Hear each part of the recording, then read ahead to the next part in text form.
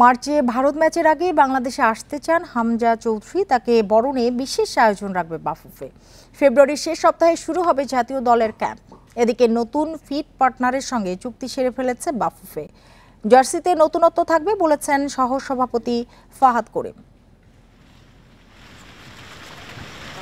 EPL থেকে championship লিগে বাংলার হামজা চৌধুরী। লেস্টার সিটি তাকে ধারে শেফিল্ডে পাঠিয়েছে।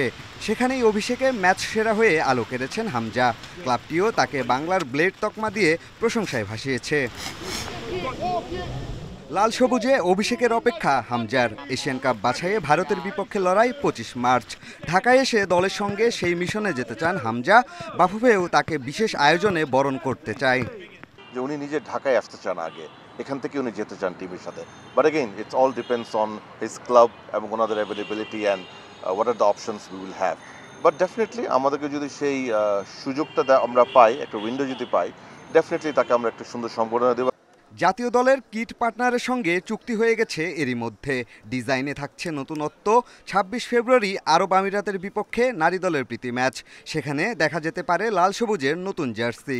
আমাদের ইচ্ছা আছে যে আমাদের ইউএতে যে সফর, সেটা দিয়ে আমরা নারীদের নতুন জার্সিটা প্রেজেন্ট করতে চাই। কিট স্পন্সর আনছে, তারা বেশ কিছু ডিজাইন অপশন আমাদের দিয়েছে।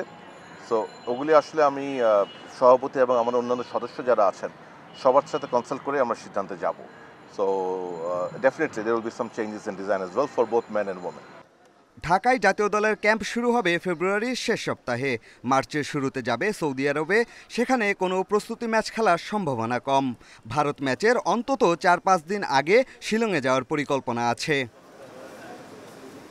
পিয়াস সাহা, ইন্ডিপেন্ডেন্ট নিউজ, ঢাকা।